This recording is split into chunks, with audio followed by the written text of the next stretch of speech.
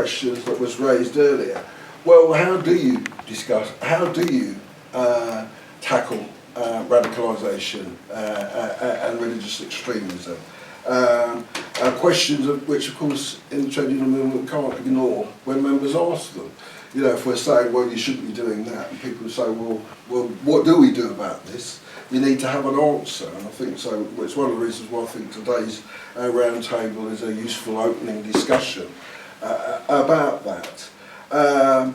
But I think a few of the basic concerns about it is clearly people feel it ignores the wider politics of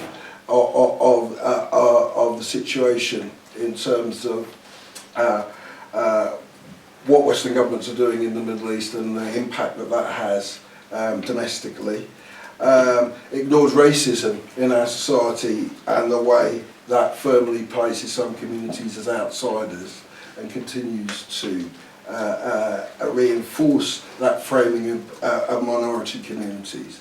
And so there's a feeling that actually Prevent could well be counterproductive in terms of its stated aims. Very much within the trade union movement around race, that's always been a secular space. There's very much been a criticism of this and the last government, in fact, of reframing ethnic communities only as racial communities, and what that does for, or the effect that has in trying to build solidarities across communities in relation to racism. Something that the TUC Race Committee particularly feel is has been a barrier in terms of having real debates about security and about immigration, which are tied into anti-racism and which work across communities. And lastly, not least, you know, framing things in that way, you know, the observation is very much as it's closed down the space for progressive responses that are based on empowerments of groups within communities that want to deal with issues around radicalisation, because the state places power within the hands, often within those communities, of very conservative forces in terms of the way that it uses religious institutions. So for us, there's no particular conclusions, but there's a real concern that actually that the way that Prevent is being rolled out more generally, one will mean it doesn't meet its stated aims. Secondly, cause all kinds of unintended consequences in terms of tensions and conflicts within the workplace and between institutions. Anyway, I'll give you an example of that. I mean, we already know of instances from our education unions where, because of competitions amongst schools, right, because of, you know, academies, you know, schools have dobbed in the school down the road for not doing Prevent in the way that it's felt it should be doing. Not necessarily because they are, but because they're the competition, right? So, you know, one of the things I think that government always likes to do with policy is look at it in isolation from other outside forces that are going on. And clearly, one of the real forces that impact on this in terms of public services, you know, is privatisation in terms of various parts of the state, and the way that creates competition between different institutions in terms of getting their hands on resources and money. That is reflected internally as well in terms of the relationships between people. I mentioned about, you know, how it plays out between staff and management and staff and staff. Because we know just whether it's about Prevent, whether it's about immigration, whether it's in relation to race, these things can be used maliciously. You know, and the question is, how do you protect people against that? And finally, I'd say, a major concern for us as trade unions, of course, is how do we represent and protect members within this context? Because actually, if we don't find a way of making sure that consequences that might arise from prevent in terms of industrial relations are tied into the procedures that we have, that we agree with employers for dealing with things, that we may well find ourselves trying to represent members where we've got no framework for doing that at all. Thank you very much. Thank you.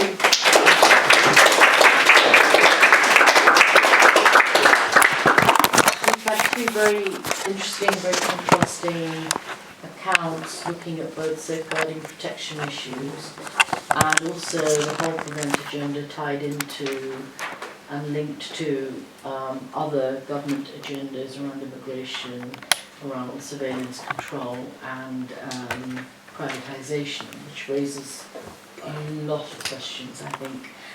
The next speaker is Goldie Osuri, and she is from the Department of Sociology here at the University of Warwick.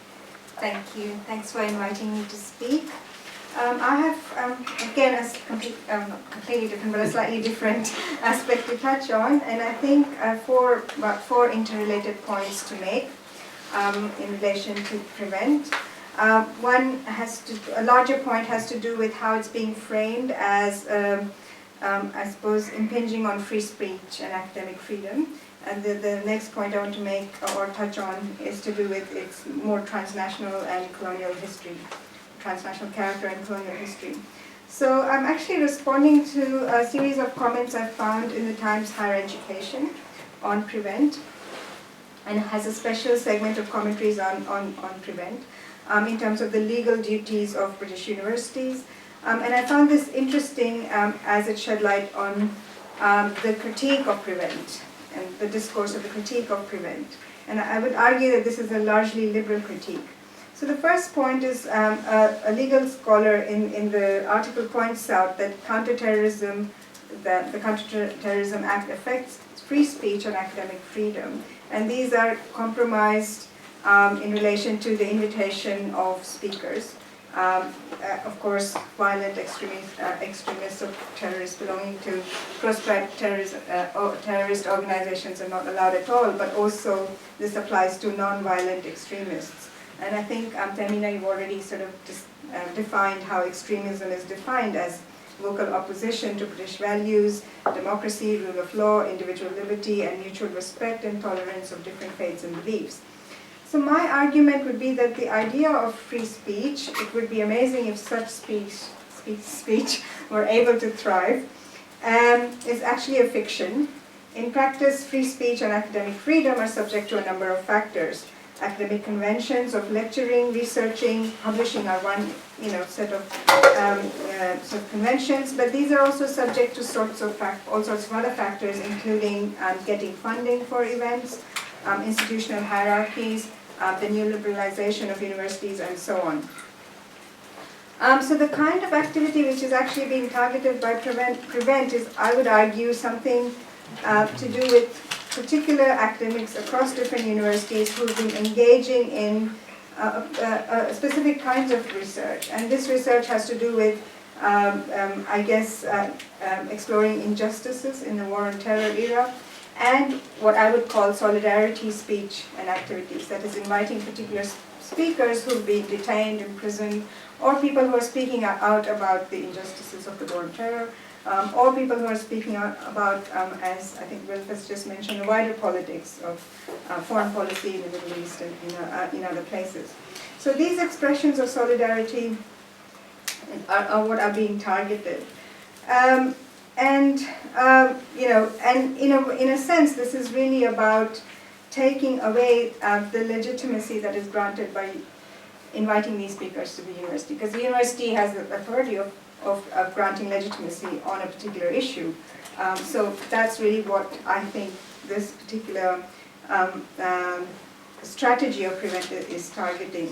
I mean, if you want to talk about things like, people have been mentioning religious extremism, ISIS, and so on, if you want to talk about those things, I mean, there are academics who are researching these issues.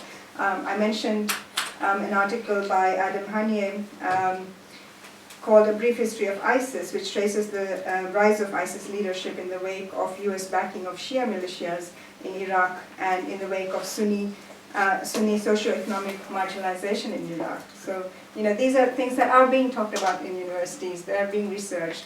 And so it is important that we talk about these issues, these kinds of injustices in the university.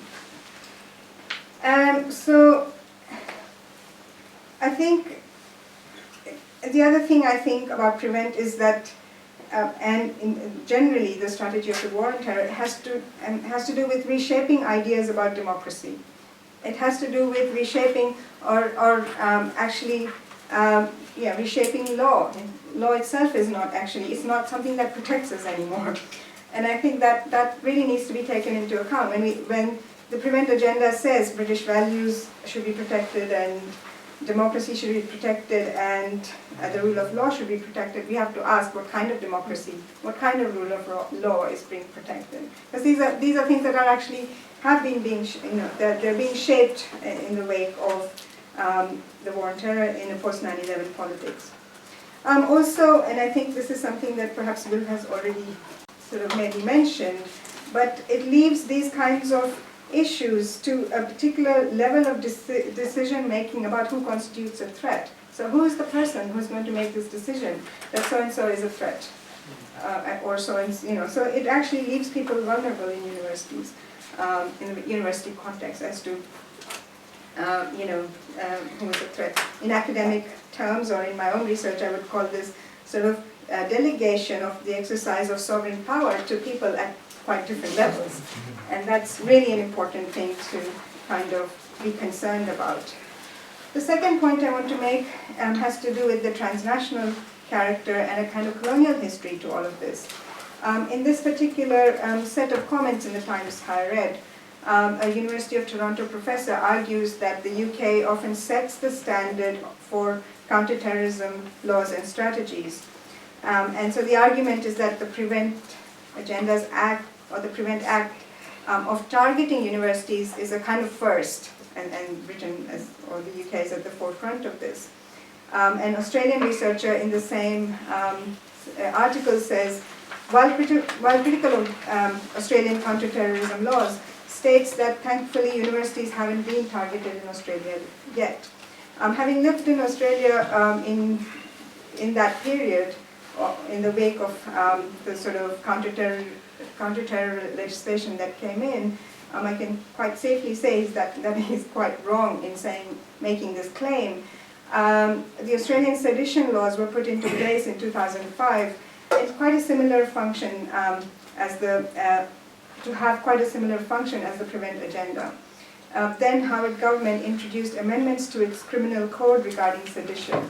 The urging of sedition was sufficient cause for 7 years of imprisonment. No requirement to prove intention was needed. And at the time when the bill came into place, universities were mentioned, but then they removed universities from their phrasing. But the urging of sedition is actually quite similar to, if you think about it, the whole PREVENT agenda about nonviolent extremism. So these sedition, now as it stands, the sedition offense is qualified by good faith clause. So under the criminal code, it's a defense to a charge of sedition that the acts in question are done in good faith. For example, public comments made in good faith, pointing out mistakes in government policy or urging people to lawfully change laws or policies will not be caught in the sedition provision. But again, who defines what is good faith? It is as vague as things like British values or those kinds of phrases. I think the larger issue in all of this is to think about how the US, the UK, Australia, Canada, and New Zealand work with each other on their counter-terrorism strategies. In fact, intelligence sharing amongst these nations has been going on since World War II. It was formalized in 1946 and 1955. They are called the Five Eyes countries. I mean, this is the stuff of James Bond, but they're called the Five Eye Nations. Since whistleblower Edward Snowden spilled the leak on the NSA, we know the levels at which this surveillance functions. It's not a stretch to say that there is a high level of sharing of counterterrorism strategies. At the time the counterterrorism bill was debated in 2005, I had invited Mamdouh Habib, an Australian citizen who was sent to Egypt and then Guantanamo Bay to be tortured, to speak at a colloquium that I convened. He was released without charge but has been harassed for years by ASIO, the Australian Security Intelligence Office.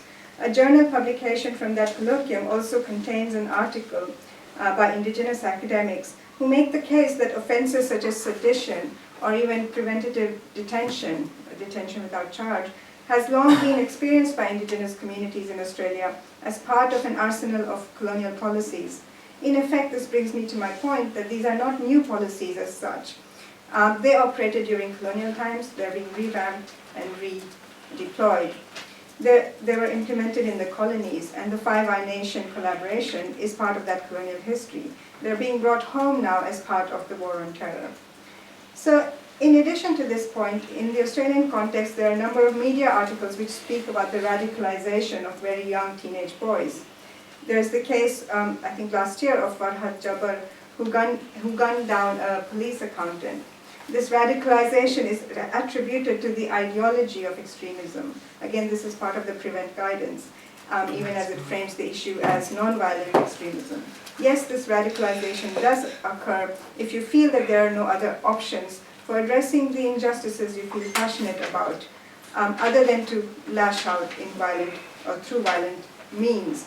What is missing from this account of these young people are being radicalized by this ideology, etc., etc. What is missing from this account is a very long history of Australian police violence against teenagers, young men, and non-Anglo communities in general. The violence against Indigenous communities in Australia can be witnessed in the murders of Aboriginal teenagers in the cities. 14-year-old Thomas Hickey was on a bicycle.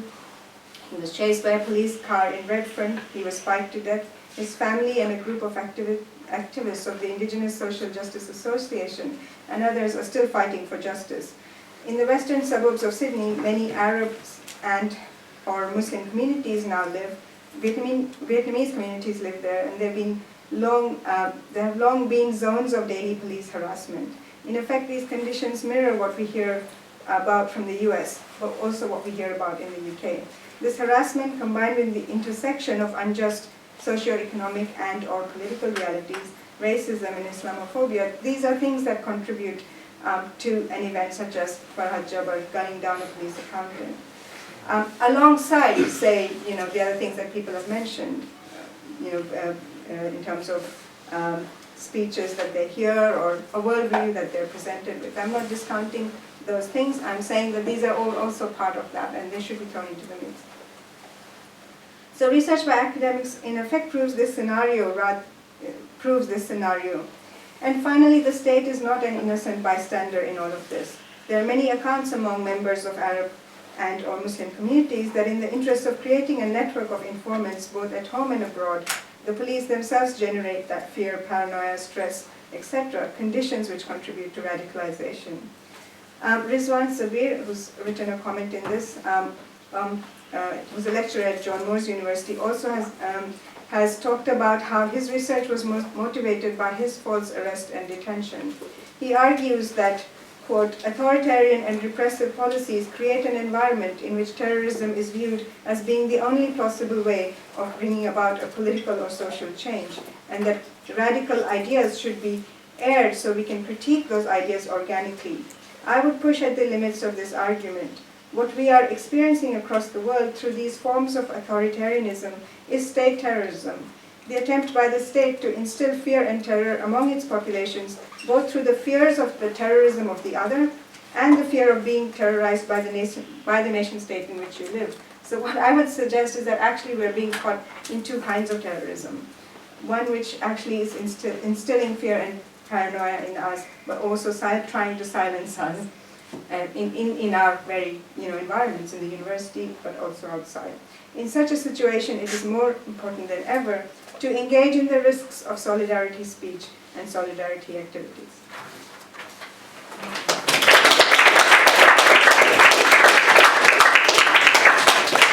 Thank you very much, Goldie. That was fascinating and wide-ranging and important to raise the issues that you've talked about in terms of free speech in universities, the impact of that, and the legacies of colonialism and the prevent agenda linked to that. So I think there's already quite a lot, but I think I'll move on to Safrina Ahmed, who is, let me just get this right, Safrina is student, third-year student, sociology student, am I right, at this university, and also involved in the Anti-Racist Society at Warwick University.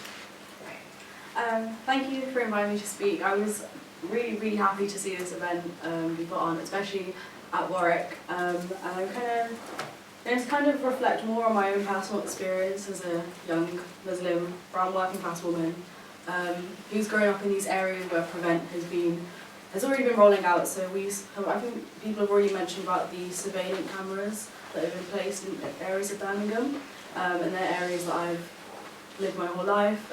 So I kind of want to reflect on my own experience, and I want to reflect as well of me coming into university and the way that universities in particular are being targeted by Prevent, and how that kind of pictures in a much bigger context of the neoliberalisation within universities.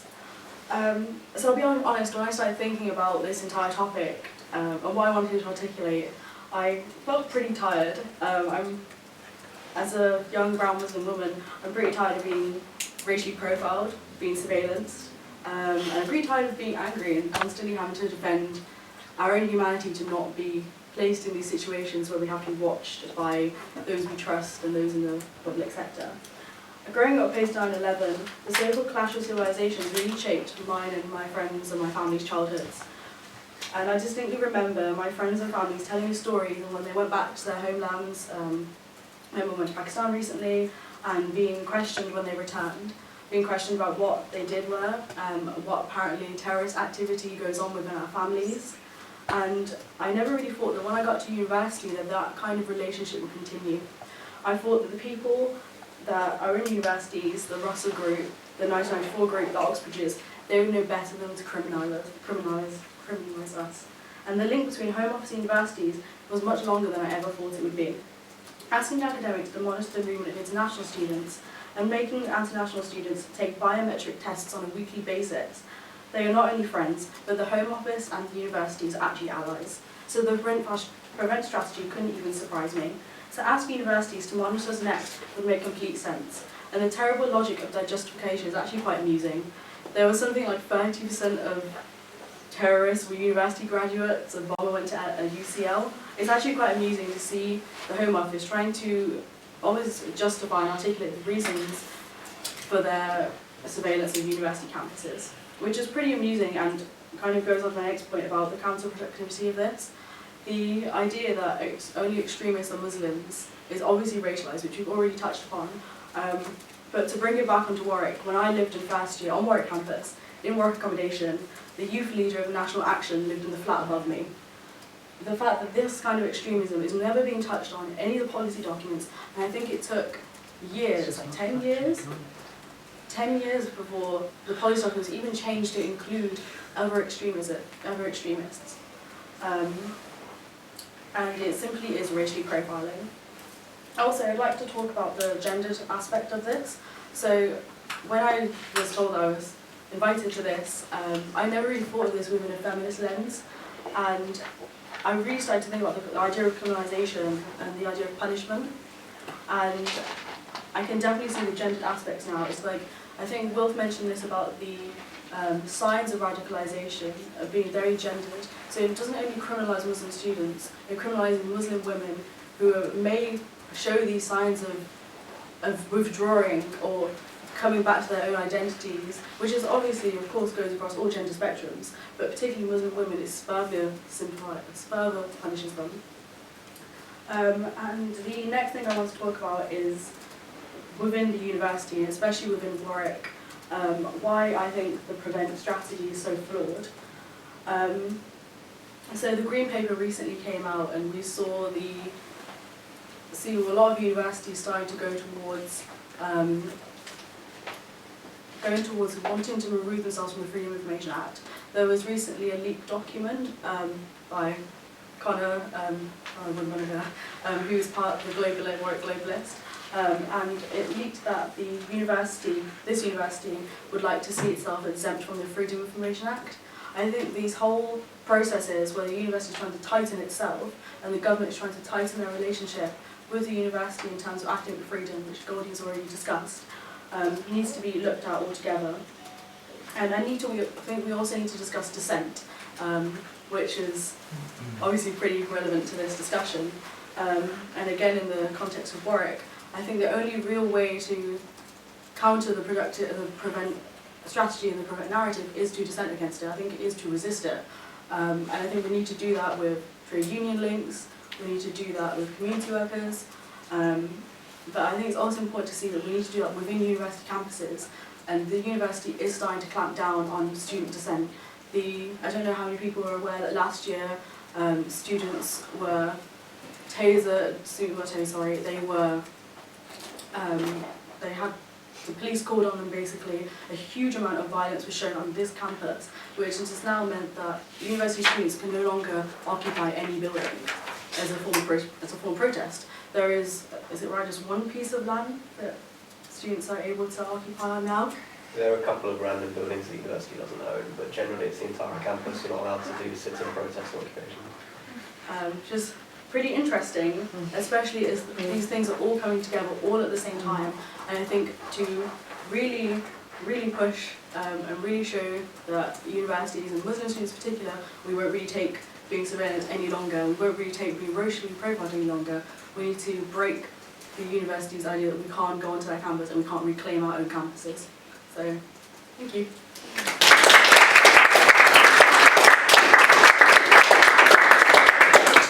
Thank you very much, Safrina. I think that was a really important contribution in terms of exactly the realities of life for students on campuses and the shift to the authoritarian right and its links with the prevent agenda and censorship and so on. My final speaker is Rashad Ali, and he's from the Institute for Strategic Dialogue. Okay, thank you for inviting me along, and it's been an interesting afternoon. I think there are lots of different reasons why people could critique the prevent agenda, and there are lots of issues surrounding both the prevent agenda, the counter-extremism policy, counter-extremism strategy, the posited policies and laws that are going to be presented. And there are lots of actually very important reasons to critique it, both ethically, both philosophically, in terms of looking at how does a government and state apparatus deal in the pre or non-criminal sphere of ideas and ideologies, etc. and so forth, before it's gone to a level of criminality. And there's a whole host of moral issues and questions there. There's also policy prescriptions in the manner which are coming out, which I think many of us can see are going to be a direct restriction, the curb on civil liberties in terms of freedom of speech, in terms of banning organisations which act within the law, etc. Unfortunately as well, I have to be quite frank about, there's a lot of stuff that's just said about this that's just, I don't know, what's the best way of putting this? Just not true. You know, as in it just, because there are certain things which, whether we like it or not, they're facts. And those facts, actually very simple things like the focus on what is the prevent agenda. The prevent agenda does not operate in the criminal sphere. The counter-terrorism policy has a number of strands. Two very bland strands of protect, and where they're looking at physical things like protecting buildings and preparation for terrorist acts and responses, etc. And then the more controversial strand of pursue, which is investigative and intelligence gathering, which primarily is specifically related to gathering intelligence around plots, disrupting and arresting individuals and stopping plots taking place. And then in the space that is deemed, because there's this idea that people don't just get up one day and decide to blow stuff up, kill people, stab people, go on a train, kill a soldier, whatever it may be. They generally don't do that just like that. There's an idea that there's a process that happens before that. And so maybe if we can prevent people within that process of becoming radicalised before it becomes a criminal issue, before they're involved in plots, before they're undertaking an act, before they're planning something, then actually what we can do is we can prevent people from going down those lands. Now that's the idea, so it's nothing to do with the criminal sphere. So this idea of criminalising is just factually wrong, and I find it frustrating having conversations where things that are just not true are brought into a discussion, because it just wastes time on some of the more problematic issues that we need to actually engage. Similarly with things like looking at the scope of Prevent. Prevent actually did focus primarily on Muslim majority communities by excluding other issues. It quite literally excluded the far right, and excluded dealing with communism, it excluded dealing with all sorts of extremes. Following the review, it re-decided that we need to engage with them. Why? Because actually people on the ground had already decided we're not going to restrict ourselves by the Prevent policy framework, we're going to engage with it, looking at far-right extremism as well.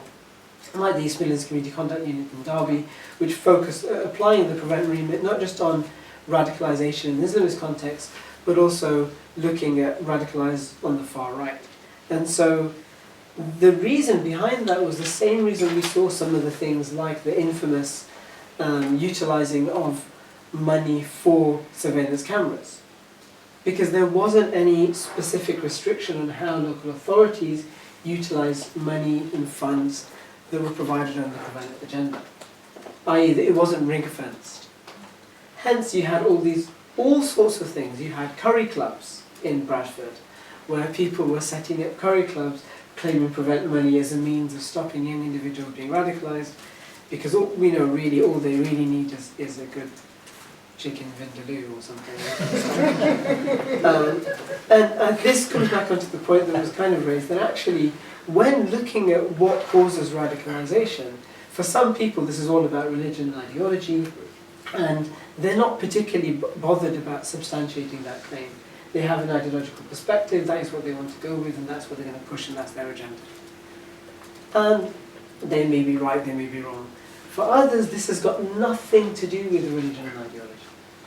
So for others, who, the likes of Rizwan, who's a friend of mine who I've known for a long time, will say this is to do with government policy determining the only option forward is, or creating an atmosphere where people think the only option forward is violence, it's nothing to do with ideology. This is nonsense. Because actually, as an example, when looking at persecuted areas or individuals or communities which are repressed, they don't all eventually end up being terrorists. So there's more to it, and that was the point you made, that actually these things may well provide individuals with grievances, with motivations, with discrimination, with Islamophobia, but actually there's something that comes and takes all those things and gives them a particular narrative, and that's the ideological aspect. And I think most people, when you speak to them, they will look at it from their own particular expertise. So if you speak to a political scientist, they will generally look at the world and tell you, well, what do you expect when you've had illegal wars like the Iraq War? What do you expect when you set up Guantanamo Bay and you have the removal of people's rights? You're going to get a reaction, you're going to get a response, you're going to get grievances that create these other movements. If you speak to a sociologist or someone who's specialist in social movement theories, they will be able to analyse this from the perspective of societal factors, look at whether, depending upon their particular school of thought, if they're Marxist or functionalist, or if they're particular social movement theory, they will look at these as manifestations of social movements.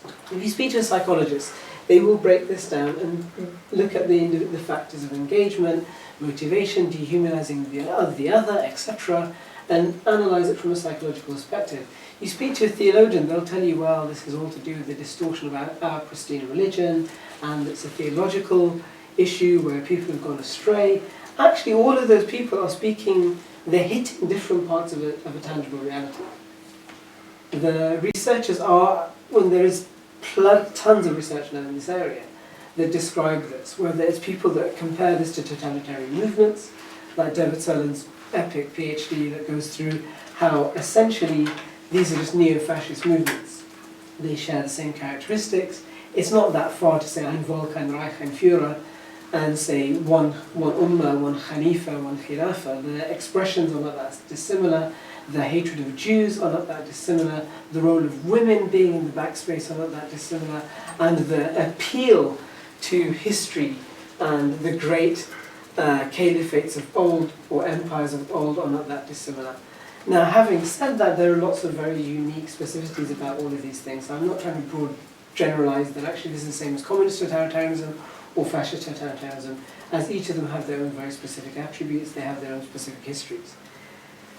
So now when looking at those things, actually when looking at the idea of prevention, there are two broad spaces that prevent operates. There's the building of resilience within communities and the tackling of radicalized individuals. The building of resilience within communities was essentially scrapped following the government's review of Prevent. And that was when it decided it wasn't going to push money into starting to build resilience because it didn't view there was anything to demonstrate any of those actions were actually working. There was no evidence base to say that setting up curry clubs in Bradford stopped people becoming radical. So they decided we need to stop funding that whole space. They have decided now actually that that blanket approach probably wasn't a good idea, and they do want to start funding campaigns, messaging, etc. The focus then became specifically the Channel programme, which was now looking at engaging with individuals who had gone further down the radicalised spectrum and aimed at creating de-radicalisation programmes, initiatives, or individual mentoring schemes. And that has been the focus of the government's kind of de-radicalisation work.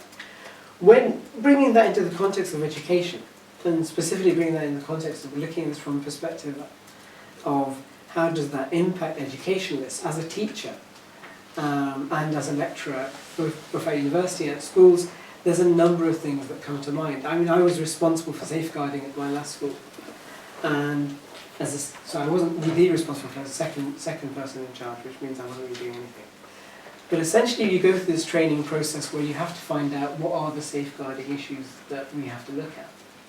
And they include things like looking at vulnerable individuals who are being bullied, but also looking at vulnerable individuals who are being neglected at home.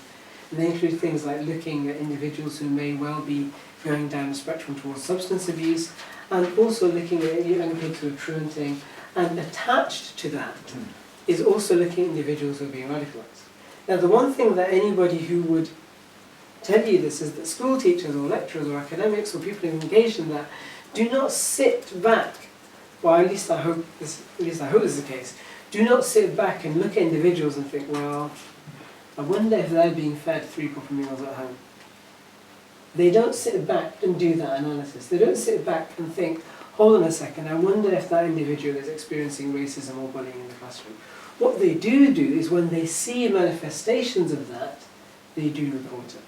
So if you have a young kid who comes into school, a young girl, if you're teaching at school, and she comes in and her hair is literally in the same state as it was for 3 days in a row, she hasn't been bathed, she hasn't washed, etc., and it's a young kid, as a school teacher you have to make a note of that if you're working in primary school, because actually this is seen as neglect.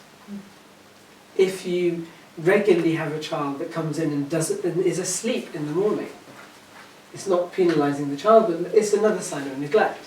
So these are factors which people put down when you look at in terms of neglect. It's reactive, and it is not some type of agenda where you're supposed to now drive these things and find them out.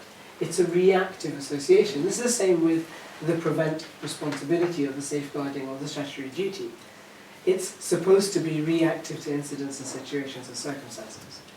Now, I don't actually believe in all reality that is anything different to what school teachers, lecturers, or people who do that in the public space in any case. I don't think if you had a guy come and say, you know something, I was just thinking the other day, those packies that have moved in next door, they're really doing my nut in. I think everybody would stand up to that in the current circumstance. And when it isn't stood up to, it would, and if it does become an issue, it would be looked at, frowned upon, and massively seen as a derogation of duty and responsibility for anybody in the public space to not clamp down on that type of racism. Similarly, if somebody was to say, well, you know something, I think those gays next door, they should just be strung up, I think most people would find that quite horrific. And at least nowadays, you know, I know the Anglican Church is just, you know, one of the Anglican bodies got kicked off today for recognising homosexual relationships as okay. But generally speaking, I think most people would see homophobia of that nature very, very stark and very, very clear. Unfortunately, that isn't the case when we look at this within the Islamist context. What do I mean by that? So you mentioned that it's amusing that the government speaks about looking at this in a university context. It's not that amusing if, like myself, you're from London and you know that there are at least 4 ISOC presidents that have gone off to commit terrorist acts.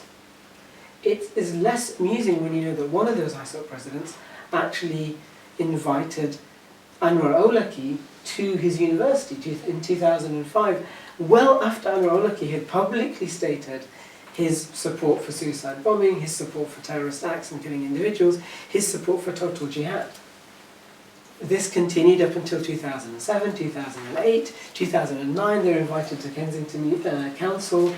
Actually, what we have had on campus, whether we like it or not, is speakers who, like Hicham and Haddad, who quite regularly describe, you know, how evil Jews are, or quite regularly support, actually, hold on a second, we need to ideally have an Islamic State which establishes the Sharia and then spreads across the whole world through diplomacy and jihad. That is the exact vision of Hizb ut-Tahrir and the exact vision of ISIS. And we quite regularly have speakers like that. So whilst I disagree with the government's approach to dealing with it, denying the problem is much worse a scenario, because then what ends up happening, you empower those people on the far right who go around saying, well, look at these, you know, our society is full of all these extremists and they're being, you know, accepted by the left. And no, hold on a second. We need to turn this back around. It's actually because we're rooted from progressive values on the left, because we are rooted from a perspective where feminism is not just something that we do lip service to when, you know, when somebody who's a feminist icon passes away, like, you know, without making any particular political comments, but certain ministers may well do, when we actually need to turn that around. The weird people who fundamentally, looking at this from the NUS perspective, it led the campaign. You know, it was active in leading campaigns at looking at things like feminist rights, gay rights, challenging homophobia. And in fact, this was why the NUS has consistently had a platform ban on Hizb ut-Tahrir, a radical Islamist party. Not because the NUS is against criticising government, not because the NUS is pro-colonialist, not because the NUS wants to do something to stop brown people and Muslims having a voice, or because it supports profiling Muslims. No, because Hizb ut-Tahrir may not be a violent party, it does believe the state law should execute homosexuals. It does believe that suicide bombing in Israel is legitimate. It does believe in the destruction of the entire Israeli state. And it does believe that killing Israeli civilians is perfectly acceptable. These things are beliefs of terrorists. They are actively promulgated. They are horrific. And it isn't an ambiguity of who defines extremism. It isn't that ambiguous and that difficult to see this is an extremist group. And neither is this a legal ban. It's not criminalising Hizb ut-Tahrir. It's a moral statement that the NUS has taken.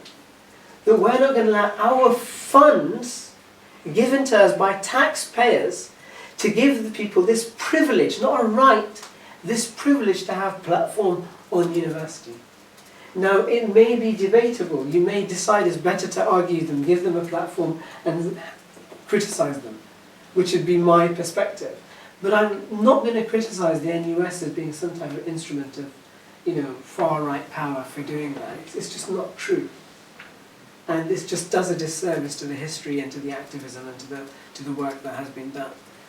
So now, bringing it back into that context, I actually believe that, you know, when looking at dissent, you know, feminist dissent, it is quite one of the things that we know, that religious fundamentalism, which may not have anything to do with prevent care and extremism necessarily, But actually religious fundamentalism has a tendency in a history, and that tendency in history tends to manifest itself in a number of ways. One of those things is very clearly chauvinism.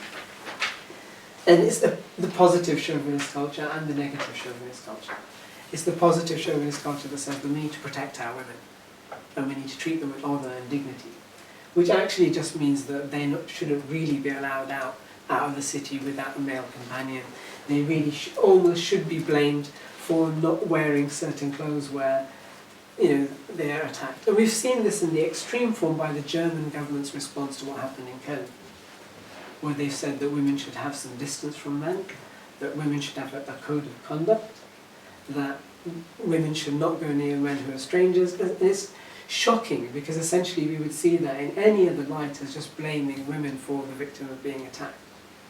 But this now somehow seems to be justified because our left's lowering of standards for brown people is we kind of just expect them to be a little bit like that.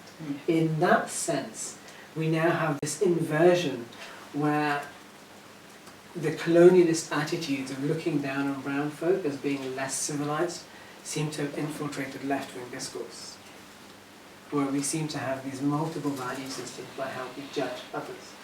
And I think when we start to turn that around, then we can start saying, well, actually, hold on a second. Yes, Prevent operates in a very particular sphere. There are all sorts of issues about the radicalisation process and does it actually engage. And yes, there are very serious criticisms to be made of the counter-extremism policy. We have a policy now which is looking at banning individuals who operate within the law. That was David Cameron's explanation. It's such a ridiculous tautological nonsense. Banning, making it illegal to work within the law.